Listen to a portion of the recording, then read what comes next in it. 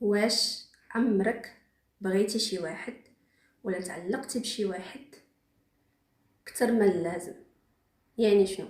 كتفكري فيه بزاف، كتخافي عليه بزاف، كتخافي تخسريه، ويمكن انك كتحسي حتى ان الراحه النفسيه ديالك مرتبطه به.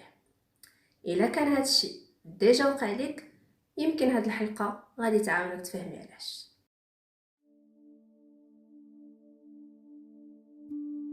السلام عليكم، مرحبا بكم في برنامج هذه حياتك.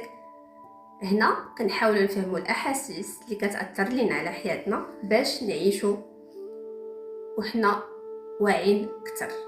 اليوم غادي نهضروا على واحد الموضوع اللي كيعيشوه بزاف ديال الناس، ولكن قليل اللي كيهضر عليه بوضوح، اللي هو التعلق الزائد. هذاك الاحساس اللي كيخليك مرتبطه بواحد لا بيرسون، بواحد لا مانيير، بواحد الطريقه اللي كتستهلك لك الطاقه النفسيه. كيفاش نشرحوا هذه القضيه بطريقه مبسطه وبطريقه بسيكولوجيه؟ تعلق ماشي ديما كيكون حب، تعلق كيكون خوف. تعلق كيكون خوف مناش، خوف من الوحده، من الفقدان، ولا فقدان الاحساس بالامان اتسيتيرا. الوغ نفسيا الانسان اللي كيبقى ديما يقلب على الامان العاطفي، وإلا حس ان هذا الامان كاين في واحد الشخص معين، هنا كيولي التعلق قوي بزاف، كيولي سكون ابل التعلق الزائد. هذا التعلق كيكون غير بحث عن الامان، ما كيكونش حب كيف ما بزاف ديال الناس كيحسبها. الوغ بغيتك تسولي راسك دابا، واش هادشي اللي عاد قلنا ديجا وقع لك؟ واش ديجا حسيتي هاد الاحساس مع شي شخص؟ انت كتحاولي تبين انك راكي قويه، راك ما متعلقاش به، ولكن داخليا كتخافي تخسري هاد الشخص. كتبداي تفكري بزاف، عندك يمشي، واش باقي كيديها فيا، واش باقي كيبغيني، واش تبدل، واش غادي يبعد، واش. وهنا كيوقع لك واحد الحاجه مهمه نفسيا. شنو هي؟ ان الراحه النفسيه ديالك كتولي ليه مرتبطه بواحد الشخص واحد اخر.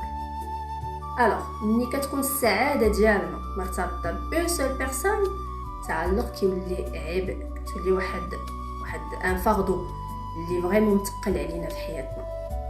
الوغ بغيتك تسمعي هاد لا فراز مزيان، ان التعلق الزائد راه سافي با دير كو انك تو في ان غران امور، واحد الحب كبير. لا. التعلق الزائد هو انك سي جوست انك خايفه تخسري الامان اللي يمكن في واحد الفرح، في واحد الفتره من الفترات ديال حياتك، خصوصا الطفوله، ما حسيتيش به. الانسان يقدر يبغي وي، ولكن فاش يبغي خاصو يبغي حب صحي، يكون داك الحب حب صحي، اللي هو ان داك الحب ما كيطلبش منك انك تخسري راسك، انك تكوني فرحانه ومقتنعه براسك، وهذيك لا بيرسون اللي افيك توا معاك، ماشي تو ديبون ديال. باش نفهموا مزيان هذا الاحساس ديال التعلق، خاصنا نسولو راسنا كلكو كيستيون.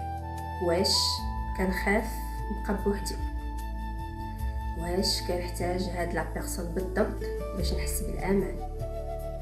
واش السعاده ديالي مرتبطه غير به؟